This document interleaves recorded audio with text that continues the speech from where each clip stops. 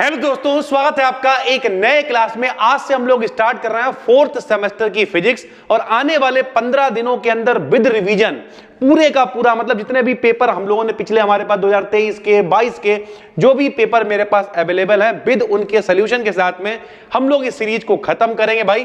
तो fourth semester की physics जिसमें हम लोग पढ़ेंगे रिलेटिविटी और इलेक्ट्रॉनिक्स के बारे में मेरे भाई। ठीक, तो आज अपना पहला दिन होने वाला है। डेली शाम को आपको 9 साढ़े 9 बजे मतलब रात में 9 साढ़े 9 बजे तक वीडियोस मिल जाया करेगी।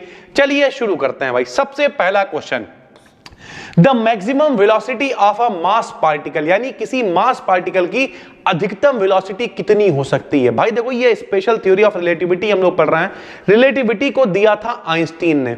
आइंस्टीन ने कहा था जब कोई पार्टिकल वेलोसिटी ऑफ लाइट से मूव करेगा, वेलोसिटी ऑफ लाइट मतलब क्या, प्रकाश की चाल वायु या निर्वात में मतलब एयर या वैक्यूम में कितनी होती है भाई, 3 × 10⁸ मीटर प्रति सेकंड होती है सर जी। ठीक है, तो ये आइंस्टीन ने कहा था कि जब जो पार्टिकल है वो इस वेलोसिटी से मूव करेगा तब जो इनकी थ्योरी ऑफ रिलेटिविटी है वो अप्लाई होगी भाई। ठीक है, तो जो maximum velocity of a mass particle है वो कितनी हो सकती है, तो वो हो सकती है भाई equal to velocity of light. हमने आपको पहले भी कई सेमेस्टर्स में जो बच्चे लगातार जुड़े रहते हैं उन्हें बताया था कि भैया कोई भी जो पार्टिकल है उसकी पहचान कैसे करोगे।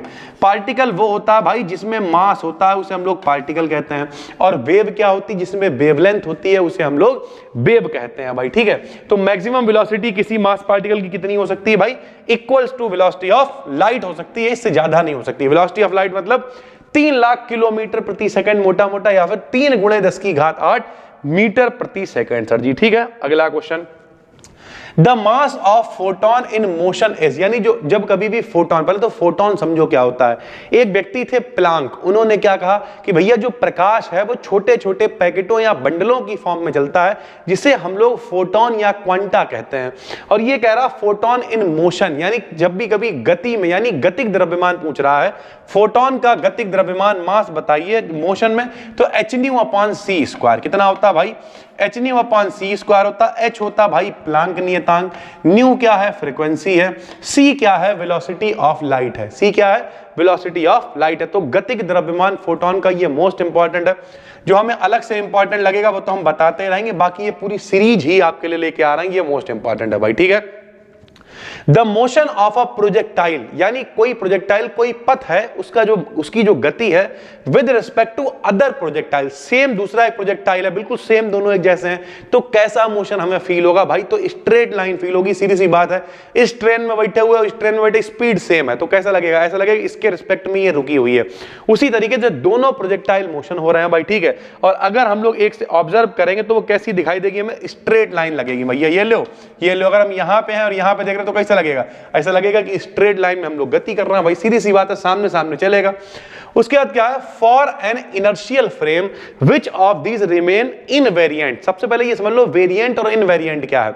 अभी हमें अगर टाइम मिलेगा, बल्कि हम टाइम क्या मिलेगा सोच रहे हैं, सबके एक एक वन शॉट बना दें जितनी भी ये यूनिट्स हैं। बहुत इंपॉर्टेंट, बहुत मजेदार है भैया ये टॉपिक सारे। ठीक है, तो कह रहा है निम्न में से कौन सा इनवेरिएंट रहता है। इनवेरिएंट मतलब चेंज नहीं हो, वेरिएबल मतलब जो चेंज हो जाए, इनवेरिएंट का मतलब जो चेंज नहीं होगा। तो एक बात याद रखना, इनर्शियल फ्रेम होता ही वही है जो न्यूटन्स लॉ को फॉलो करता है, जिसमें वेलोसिटी चेंज नहीं होती है। तो इसमें कौन सा सही आंसर आ जाएगा, वेलोसिटी हो जाएगा सही आंसर। कि अगर भैया वेलोसिटी चेंज नहीं हो रही है तो वो इनर्शियल फ्रेम है। 2 तरीके के फ्रेम होते हैं, आपने पढ़ रखे हैं, एक इनर्शियल और एक नॉन इनर्शियल। जो न्यूटन्स लॉ को फॉलो करते हैं वो इनर्शियल, नाम ही है इनर्शियल। इनर्शिया, न्यूटन का पहला नियम क्या होता है, इनर्शिया होता ना भैया, कि कोई वस्तु चल रही है तो चलती रहेगी, रुकी है तो रुकी रहेगी, ये सब आपने सुन रखा है।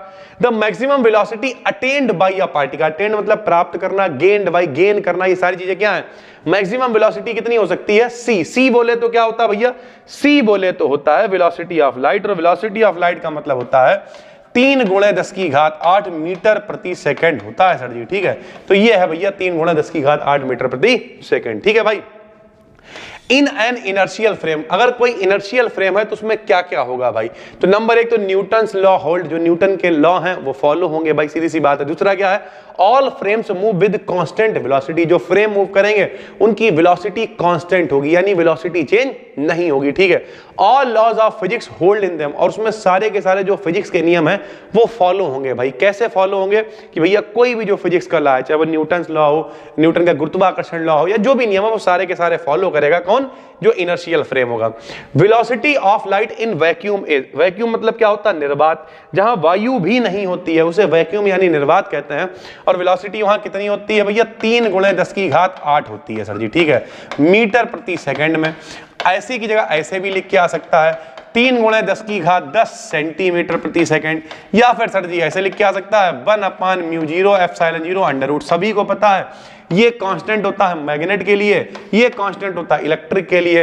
वैल्यू भी हमें पता है, μ0 की वैल्यू होती है 4π × 10⁻⁻⁻, ε0 की वैल्यू मालूम है कितनी होती है 8.85 × 10⁻⁻12। जब दोनों वैल्यूज को यहां पे रख के सॉल्व करते हैं मेरे भाई तो निकल के यही आता है 3 × 10⁸, यानी जो c की वैल्यू है वेलोसिटी ऑफ लाइट वैक्यूम में, ये विकल्प में दे रखा हो, ये दे रखा हो, या फिर ये दे रखा हो 1/√μ0 ε0, इसकी वैल्यू कितनी होती है, c के बराबर होती है, यानी वेलोसिटी ऑफ लाइट की। ये 12th में आपने पढ़ा होगा, अगर वाकई में पढ़ा है तो कमेंट में हमें बताना मेरे भाई, ठीक है। अगला क्वेश्चन क्या है, the transformation that connects to stationary frames, यानी जो अगर दो स्टेशनरी मतलब क्या दो रुके हुए फ्रेम है, वो ट्रांसफॉर्मेशन जो दोनों को कनेक्ट करेगा उसे क्या कहेंगे, लॉरेंट ट्रांसफॉर्मेशन कहेंगे। ये सारे टॉपिक्स हमने पहले भी पढ़ाए हुए हैं, आप सर्च करना लॉरेंट ट्रांसफॉर्मेशन बी डिकेड, देखना अपनी वीडियो आ जाएगी। और ये सब कुछ अभी हम आगे पढ़ाने वाले भी, मार्च के अंदर बहुत कंटेंट देने वाले हैं, मन लगा के पढ़ोगे मौज काट देंगे भाई, ठीक है। द स्पेस, जो स्पेस है वो क्या होता है, तो भैया दो बातें होती हैं, एक होता है सिस्टम, एक होती है सराउंडिंग, ठीक है। एक होती है बाउंड्री। सिस्टम क्या, जैसे ये पेन सिस्टम है, इसकी ये बाउंड्री है, चारों तरफ इसके जो भी दिख रहा हम भी इसकी सराउंडिंग है, और हम सब जब मिल जाते हैं तो उसे स्पेस कह देते हैं भाई, ठीक। स्पेस कैसा है, 3 डायमेंशनल है, 3D है भाई, लंबाई भी है, चौड़ाई भी है, ऊंचाई भी है, तो स्पेस कैसा होता है, 3 डायमेंशनल होता है। According to Newton space is only, Newton के हिसाब से स्पेस कैसा है, तो ओनली कैसा है, होमोजीनियस मतलब एक जैसा है। ओनली आइसोट्रॉपिक, आइसोट्रॉपिक क्या होता है कि भैया अलग अलग डायरेक्शंस में अगर हम लोग प्रॉपर्टी निकालेंगे तो तब भी मतलब अलग अलग डायरेक्शन, तब भी सबकी जो प्रॉपर्टीज है वो एक जैसी आएंगी, इसे कहते हैं ओनली आइसोट्रॉपिक। यानी आइसोट्रॉपिक होमोजीनियस का मतलब एक जैसा हर तरफ भैया दिखेगा, ठीक है। न्यूटन्स लॉ एप्लीकेबल इन, अभी बताया न्यूटन्स लॉ जिन पे फॉलो होंगे उन्हें क्या कहेंगे हम लोग, इनर्शियल फ्रेम कहेंगे भाई, ठीक है। The reference frame in which speed of light remains constant, ये देखो स्पीड कह लो, वेलोसिटी कह लो, अगर भैया वो कांस्टेंट रहती है तो वो कौन सा फ्रेम होता है, इनर्शियल फ्रेम होता है सर जी, ठीक है। The frame S dash moving with constant velocity, कोई फ्रेम है जो भैया कांस्टेंट वेलोसिटी से मूव कर रहा है एस के रिस्पेक्ट में, तो वो कौन सा फ्रेम हो जाएगा, इनर्शियल फ्रेम। जहां भी कांस्टेंट वेलोसिटी की बात आए कि वेलोसिटी कांस्टेंट है, समझ जाना भैया वो इनर्शियल फ्रेम की बात कर रहा है। एक्सीलरेटेड, एक्सीलरेटेड रेफरेंस फ्रेम, अगर भैया एक्सीलरेटेड मतलब क्या, त्वरित, जिसमें एक्सीलरेशन है। अब एक्सीलरेशन का मतलब क्या होता है, change in velocity upon time, यानी वेग परिवर्तन बटा समय, वेलोसिटी में चेंज हो गया, इसका मतलब एक्सीलरेशन प्रोड्यूस हुआ, और वेलोसिटी में चेंज का मतलब हो गया कि अब वो इनर्शियल फ्रेम नहीं है बल्कि कैसा है, नॉन इनर्शियल है, क्योंकि इसमें एक्सीलरेशन है, चेंज इन वेलोसिटी है भाई, ठीक है। In physics frame of reference are classified by 2 main type, 2 प्रकार के होते हैं फ्रेम ऑफ रेफरेंस। कौन कौन से होते हैं, तो एक होता है इनर्शियल और एक होता है नॉन इनर्शियल फ्रेम भाई, ठीक है। The branch of physics, physics की by branch which describe the condition, जो कंडीशंस को डिस्क्राइब करता है किसे, ऑफ रेस्ट और मोशन, यानी जब भी कोई वस्तु चल रही है या रुकी हुई है, इन कंडीशनों को कौन बताएगा, तो इन कंडीशनों को of material bodies around us under actions of forces, तो भैया किस में बताते हैं, मैकेनिक्स में बताते हैं। जब भी कभी हम लोग न्यूटन के लॉ की बात करते हैं, न्यूटन के बारे में पढ़ते हैं, तो कौन बताता है उसके बारे में, भाई मैकेनिक्स में ही तो पढ़ते हैं। जब हम लोग 11th क्लास में थे तो हमने यांत्रिकी पढ़ी थी, यांत्रिकी में क्या पढ़ा था भाई, कि न्यूटन के नियम क्या है, न्यूटन का गुरुत्वाकर्षण नियम क्या है, गति क्या है, बल क्या है, सर ये अंग्रेजी में बताइए, तो फोर्स क्या है, ठीक है, उसके बाद स्पीड क्या है, वेलोसिटी क्या है, ये सारी चीजें हम लोगों ने पढ़ रखी हैं भाई, ठीक है।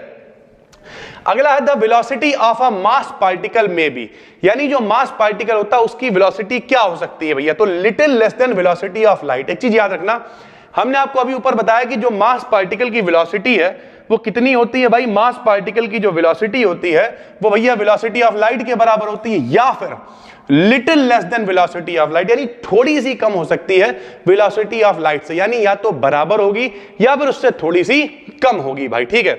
उसके बाद how much is the acceleration in an inertial frame of reference. अब देखो भैया, जब भी कभी बात करेंगे इनर्शियल फ्रेम ऑफ रेफरेंस की, तो इनर्शियल का मतलब ही क्या है कि चेंज इन वेलोसिटी जीरो होगा। तो चेंज इन वेलोसिटी जीरो, मतलब चेंज इन वेलोसिटी अगर नहीं है, वेग में परिवर्तन नहीं हो रहा है, तो भैया एक्सीलरेशन भी नहीं होगा। इसका मतलब एक्सीलरेशन कितना हो जाएगा भाई, जीरो हो जाएगा। तो how much is the acceleration in an inertial frame of reference, तो इनर्शियल फ्रेम ऑफ रेफरेंस के अंदर जो एक्सीलरेशन होता है भाई वो जीरो होता है सर जी, ठीक है।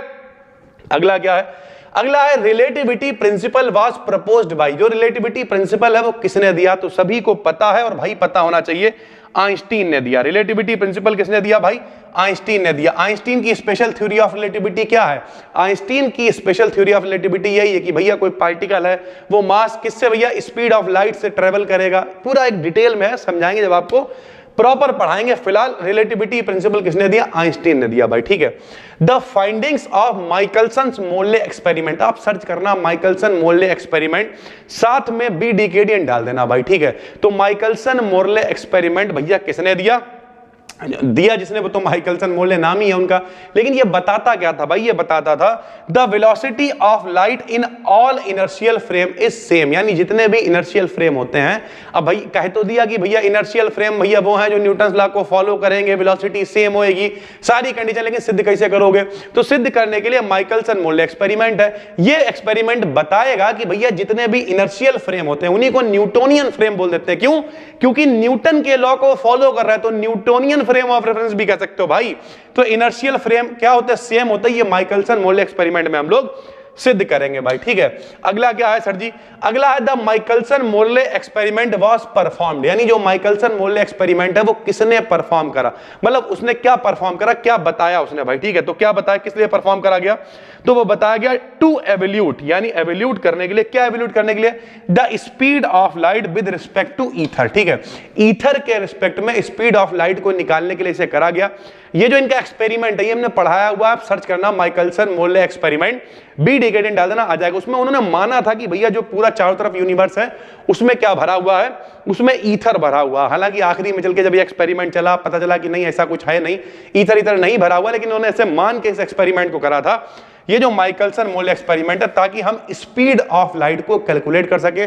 वेलोसिटी ऑफ लाइट चेंज नहीं होती है, सेम होती है इनर्शियल फ्रेम ऑफ रेफरेंस में। इस सबको करने के लिए ये भैया एक्सपेरिमेंट पूरा करा गया। तो उम्मीद करते हैं आपको समझ में आ गया होगा।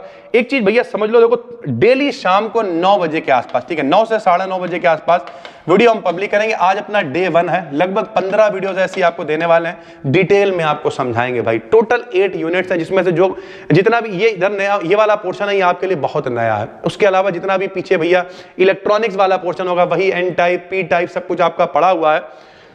तो ज्यादा डरने की जरूरत नहीं है, यहां पर भी डरने की जरूरत नहीं है। ऑब्जेक्टिव के मामले में डरने की जरूरत तो कतई नहीं है, ठीक है। लेकिन डिस्क्रिप्टिव के मामले में जिन बच्चों के पेपर डिस्क्रिप्टिव है तो काफी सारी चीजें हमने पढ़ा रखी हैं, आप सर्च करके देख सकते हो। बाकी डिस्क्रिप्शन में लिंक डाल दिया है, कोर्स वगैरह अवेलेबल है, उसे भी देख सकते हो। ये सारी की सारी पीडीएफ जैसे ही वीडियो पब्लिक करेंगे तुरंत आपको मिल जाएगी। टेलीग्राम पे जाओगे, सर्च करोगे बी डिकेडियन बीएससी, टेलीग्राम पे आपको मिल जाएंगी। आराम से आप जाओगे, सर्च करोगे और सर्च करके पीडीएफ तुरंत मिल जाएगी आपको। तो नए हो चैनल को सब्सक्राइब कर लो। कल से डेली, ठीक है भाई, कल से क्यों, आज से शुरू हो गया, तो आज से डेली भैया 9 साढ़े 9 बजे शाम को 4th सेमेस्टर की फिजिक्स की वीडियो आएगी, जो पूरी एक ऑब्जेक्टिव सीरीज बच्चे कमेंट कर रहे थे उसके लिए। तो नए हो चैनल को सब्सक्राइब करो, पुराने हो नोटिफिकेशन बेल को ऑन कर लो। ऐसी ही बेहतरीन सीरीज आपके लिए लेके आते रहते हैं। इंस्टाग्राम पे जरूर फॉलो कर लो, 50,000 फॉलोअर्स के हम लोग बहुत करीब हैं। बी डिकेडियन को हम मिलते हैं आपसे एक और वीडियो में, तब तक के लिए धन्यवाद, थैंक यू।